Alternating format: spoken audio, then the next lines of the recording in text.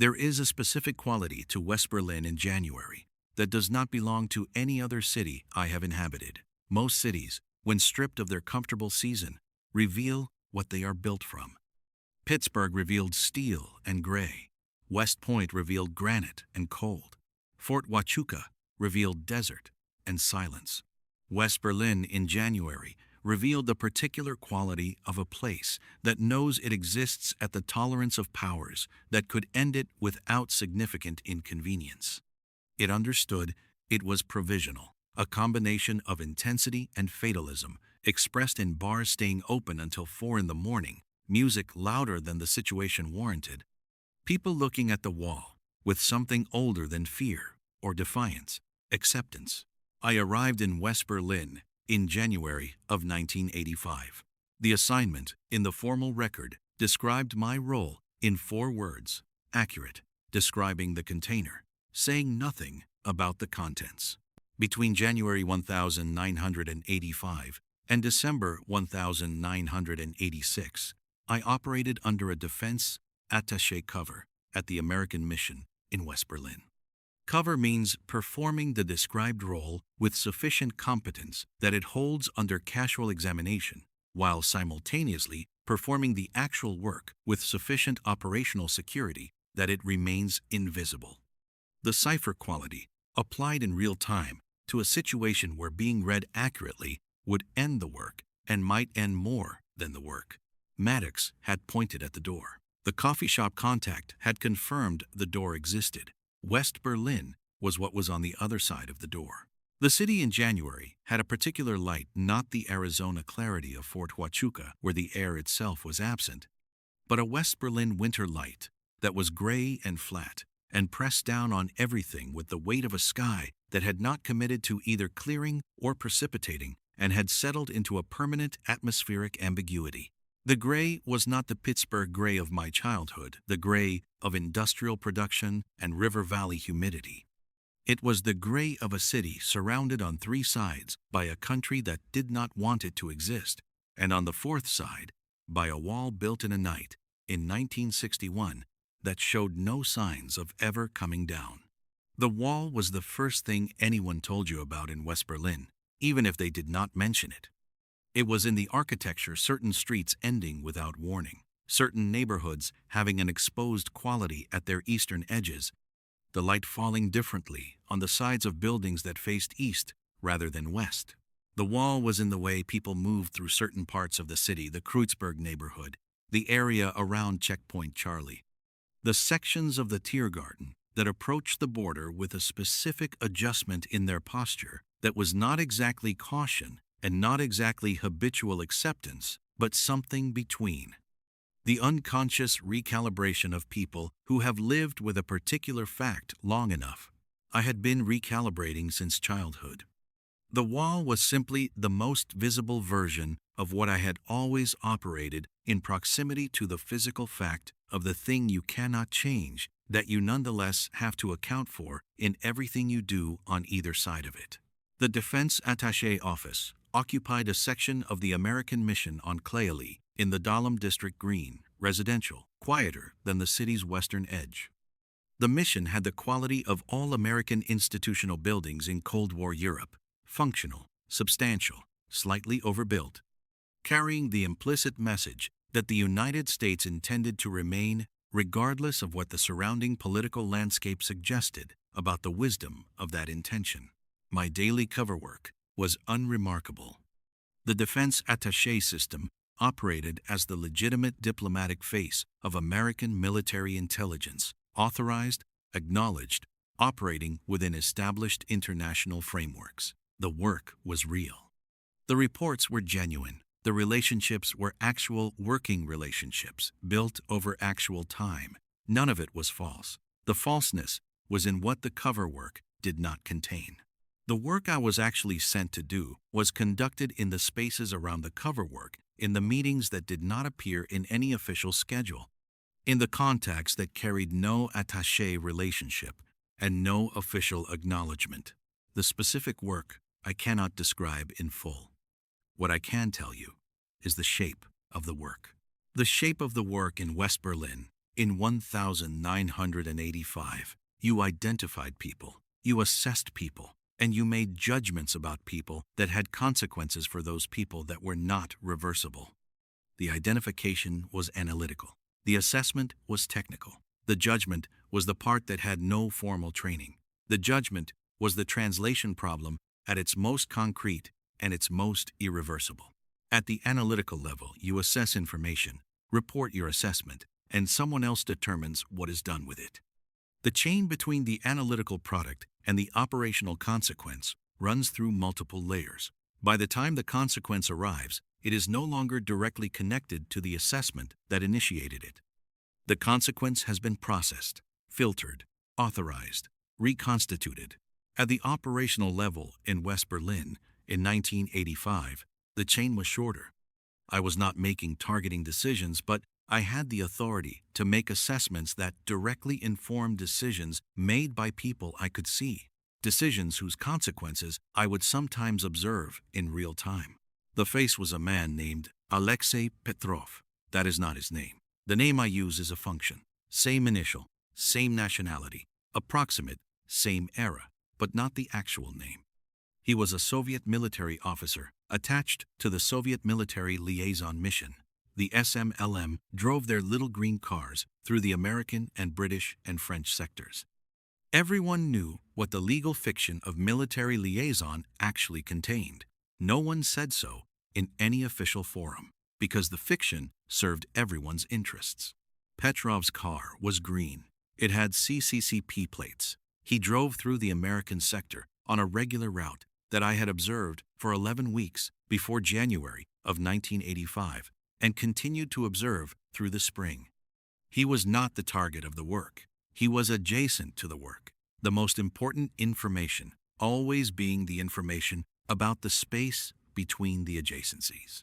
What I assessed about Petrov was that his behavior had changed in a way that the behavioral baseline I had established for him did not predict. The change was subtle enough that it was not visible in the formal reporting.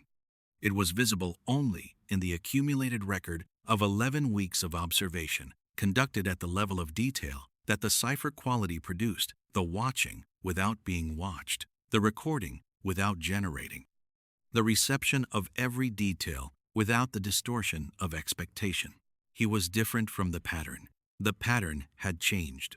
I filed the assessment. The consequences of that assessment are in the category of things I cannot fully describe. What I can say is that they were consequential, not reversible, and that I observed enough of them to understand what the translation problem means when the thing you are translating is a human being's changed behavior. That is the face the translation problem had in West Berlin in 1985. There were other faces. There always are. The work is not a single file with a single face. It is a continuous process of observation and assessment and judgment applied to an ongoing stream of human material, and the faces accumulate, and each face adds weight to every face that preceded it, and the weight does not reduce. In the spring of 1985, I was in a working relationship with a West German intelligence officer I will call Dieter Schreiber. He had been working the Berlin environment for 12 years and had the quality of compression that 12 years produces. He had absorbed the city and the work and the proximity to the wall and compressed it all into a smaller, denser version of himself, in the same way Maddox had been compressed by his own version of the work.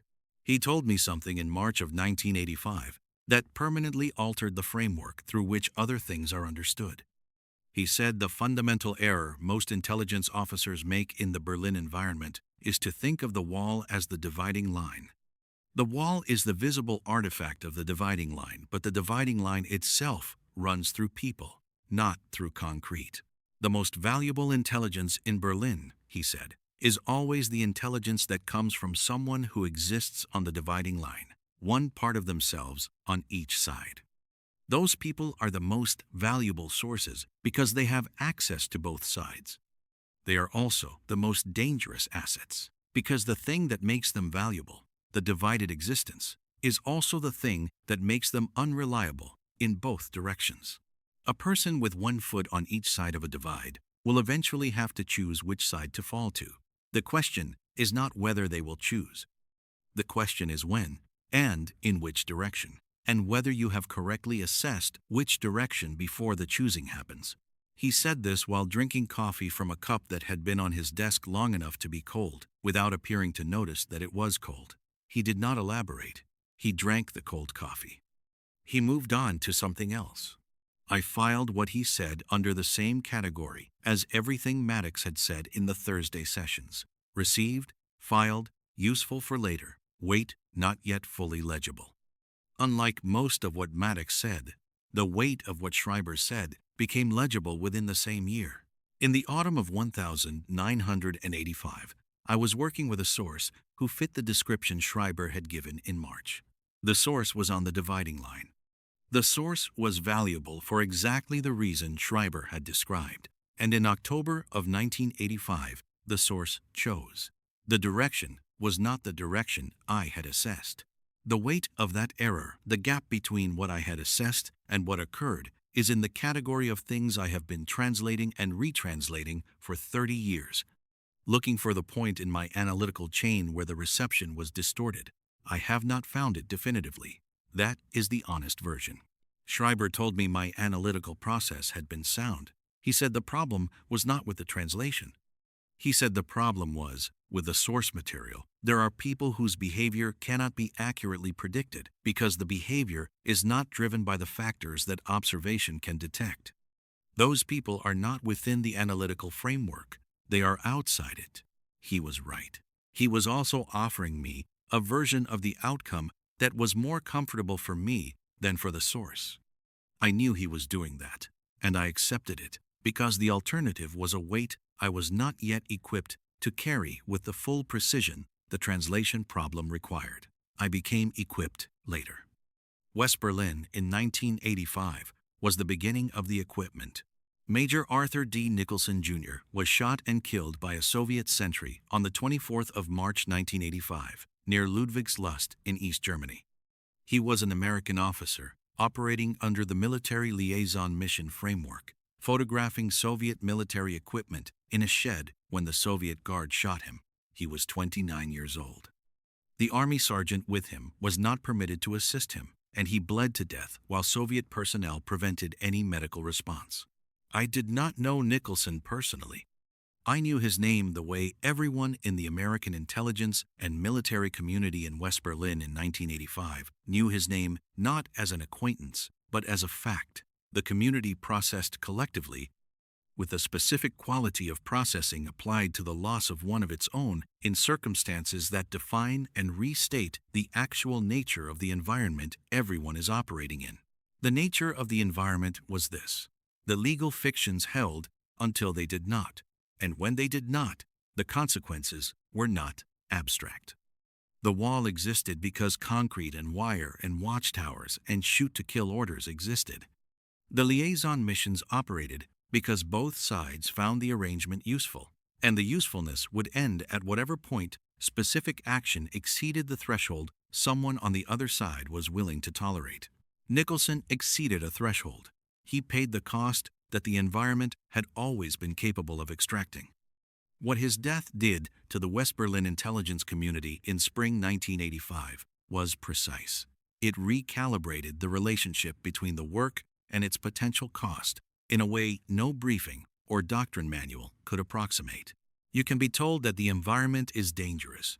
You can understand intellectually that the work carries risks the formal record does not contain.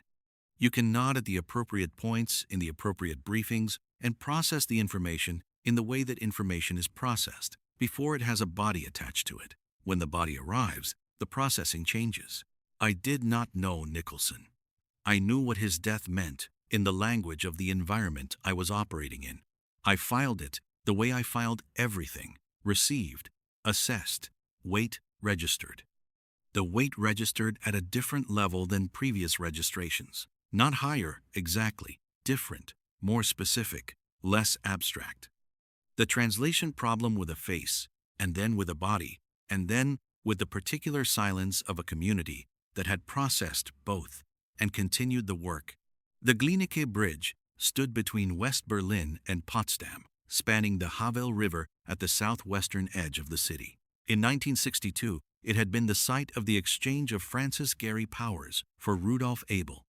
In February of 1986, it was the site of another exchange, larger and more complex, involving Nathan Sharansky and 4 others. I was not at the Glienicke Bridge for the 1986 exchange. I was in West Berlin, observing its approach from the kind of distance that the work sometimes requires and sometimes imposes. What the Glienicke exchanges meant to the operational community was not what they meant to the public narrative. To the public narrative, they were cinematic: the gray bridge, the gray water, the figures walking toward each other against a gray sky. To the operational community, they were administrative: the mechanism by which the intelligence services managed the inevitable outcomes of an ongoing operational process, the failures, the captures, the cases that had exceeded their operational life. What the Glienicke exchanges meant to the operational community was not what they meant to the public narrative. To the public narrative, they were cinematic: the gray bridge, the gray water, the figures walking toward each other against a gray sky. To the operational community, they were administrative: the mechanism by which the intelligence services managed the inevitable outcomes of an ongoing operational process, the failures, the captures, the cases that had exceeded their operational life. The apartment on Fassenenstrasse was on the 3rd floor of a building constructed in the 1920s that had survived the war with the particular luck of buildings that had managed not to be in the direct path of what the war had done to the city. The building's survival was visible in its architecture, the pre-war quality of its proportions, the ceiling height, the window frames belonging to a construction philosophy entirely abandoned by what came after. It was furnished in the way that apartments maintained under cover arrangements are furnished, adequately, anonymously, without the accumulated evidence of an actual life lived over actual time. Cover accommodation has a specific quality that real accommodation does not: the surface of occupation without the depth of it, a stage set rather than a room. I had lived in cover accommodation for 6 months. By the spring of 1985, I noticed the absence of accumulation not as complaint, but as information. The information was this: I was living in a version of the cipher quality applied spatially. I was present in the apartment without broadcasting my presence into the apartment. The apartment received my occupation without recording it. After 6 months, this was no longer strange. It had become normal. And the normality of it told me something about the direction of the change that was occurring. The cipher quality was not being maintained as a professional posture. It was becoming the default register. I thought about the November evening at the Falls Church apartment, Catherine's voice saying the words that had been the most accurate description of me since Maddox in 1980. The most present absent person she had ever known. I had understood the words at the time. In the cover apartment on Fassenenstrasse in spring 1985, I understood them differently. The absence was not a deficit any longer. It was a capability. The most useful thing I could be in this environment was a person who occupied a space without leaving evidence of the occupation. The cipher quality was the operational requirement. The operational requirement and the personal condition had become the same thing. Catherine had been right about the cost of that convergence. The convergence itself was what the work required. Dieter Schreiber had a habit of conducting the most important conversations in locations with a specific quality of ordinariness. The cold coffee in his office, a lunch counter near the mission serving food of no particular distinction, a bench in the Tiergarten on days when the weather made the bench uncomfortable enough that no one would choose to sit near it voluntarily. He had explained this once as a tradecraft preference, the assumption that genuinely ordinary settings are less likely to attract the specific quality of attention that ordinary settings are sometimes used to simulate. The simulation of ordinariness is visible if you know what to look for. Actual ordinariness is not. This was the same logic as the cipher quality. The most effective cover is not the cover that performs authenticity. It is the cover that has achieved it. The tension between the role and the self, when it exists, is the tell. The absence of tension is the cover. Schreiber had spent 12 years in West Berlin achieving the absence of tension. The result was a man who could be in any situation and be entirely appropriate to it, not conspicuous in his appropriateness, not performing appropriateness, simply present in the way a person who belongs in a situation is present. He was the best intelligence officer I worked with in that period, and possibly in any period. He was also, by his own assessment, delivered with the matter-of-factness of someone who has arrived at an accurate self-understanding through a process that was not pleasant, thoroughly alone in a way that had long since stopped being painful because the pain had compressed into something denser and more permanent. He had never married. He had not explained this, except indirectly, in the way he talked about sources who occupied the dividing line with the compressed authority of someone speaking about something they understood at the level of personal experience rather than professional observation. I watched him and filed him the way I filed everything in the category of useful for later. The operational usefulness was clear immediately. The personal dimension took longer. The personal dimension was this: Schreiber was what I was becoming, and he was what I was becoming faster than I had understood. The question was not whether the becoming would continue, but whether I would arrive at Schreiber's destination, the specific, functional, deeply inhabited aloneness, by the same path or by a different one. The path ran through Catherine and the kitchen at 3 in the morning, and several other things I have not yet described. The destination was approximately the same. In the summer of 1985, West Berlin received Bruce Springsteen. He played 2 concerts in the Waldbühne, on the western edge of the city. I did not attend. The concerts were not in conflict with the work, but the density of the crowd and the public nature of the event were in conflict with the operational posture. I was maintaining the specific quality of low profile that the first operational year required. What I knew about the concerts was what the operational environment provided: the crowd numbers, the security assessments, the general state of the public mood. West Berlin, in the summer of 1985, was a city that responded to music of a particular American kind with a fervor that was not simply appreciation. It was an expression of the city's relationship to the thing the city represented. The Stasi understood this. Their reports on the concerts framed Springsteen's presence in West Berlin as a destabilizing influence on the East German population's relationship to the DDR state. They were not wrong about the destabilization, though they were wrong about its mechanism. The music itself was not the destabilizer. The destabilizer was the existence of an audience on the other side of the wall that was free to choose whether to attend. The intelligence work was not primarily about military capability assessments, though that was the formal product of most of what I filed. It was about the maintenance of the information environment on both sides of a divide that ran through people rather than through concrete. The most important element of that information environment was not what either side said, but what each side's existence demonstrated. West Berlin in 1985 demonstrated something. The wall was part of the demonstration. The Springsteen concerts were part of the demonstration. The SMLM cars driving their regular routes were part of the demonstration. The Nicholson shooting was part of the demonstration. All of it was the same demonstration, made by different voices in different registers, about the nature of the divide and the nature of what existed on either side of it. I filed the demonstration the way I filed everything received, assessed, weight registered. The weight of the demonstration was different from the weight of the individual assessments within it. The individual assessments had immediate operational implications. The demonstration had a weight that was not immediately operational. It was the weight of understanding where you were and what you were doing there and what the work was actually for. The work was not primarily about intelligence collection. It was about the maintenance of the possibility of the West. That was a larger thing than any individual assessment I produced, and it was also a more fragile thing than it appeared from the inside of the work that maintained it. The fragility was not visible from Washington.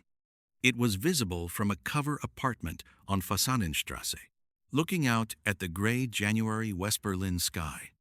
Understanding that the coffee would be the same temperature tomorrow and the sky would be the same gray and the work would continue and that the weight had permanently changed its nature, not heavier, exactly.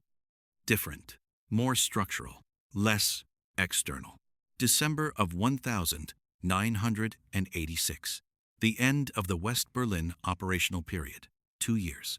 The formal record shows a reassignment. The reassignment entry is 4 words, as before. The 4 words describe a container. They do not describe the contents. The formal record shows a reassignment. The contents were what the next period began with the question that Schreiber had described, with the cold coffee and the Tiergarten bench. The question of which wrong answer produced the less irreversible damage. The question without a right answer.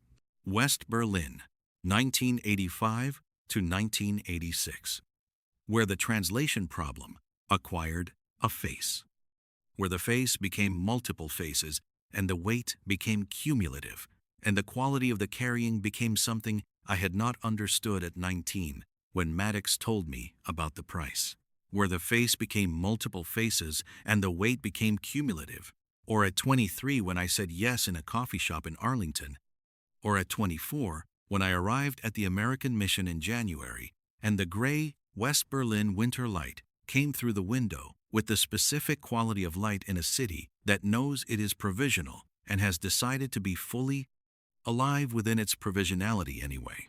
The weight does not reduce, it accumulates. Each face adds to every face that preceded it. Each assessment adds to every assessment. Each outcome, the ones you can trace and the ones you cannot, the ones that resolved as expected and the ones that did not, becomes part of the structure of the carrying. The structure becomes the structure of the person doing the carrying, and at some point, the distinction between the weight and the carrier is no longer meaningful. Maddox told me in February of 1981 that the things you carry long enough stop being things you carry and start being things you are. He was right. I did not fully understand the sentence until West Berlin in 1985. I began to understand it the morning after I filed the assessment on Alexei Petrov, and the assessment produced consequences, and the consequences were not reversible. That morning I made coffee in the apartment on Fasanenstrasse and drank it standing at the window. I looked at the gray January West Berlin sky, and I understood that the coffee would be the same temperature tomorrow, and the sky would be the same gray, and the work would continue, and the weight had permanently changed its nature. It was not heavier, exactly. It was different, more structural, less external. I was carrying it. It was also beginning to be what I was. Next, 1986 to 1988. Out of Germany. Into a different kind of environment and a different kind of wrong answer. The moment the work moved into the territory that the formal record describes in 3 words, and that required, for the first time, a choice that I still examine. The gray operative. Every week. Without exception. Start from episode 1.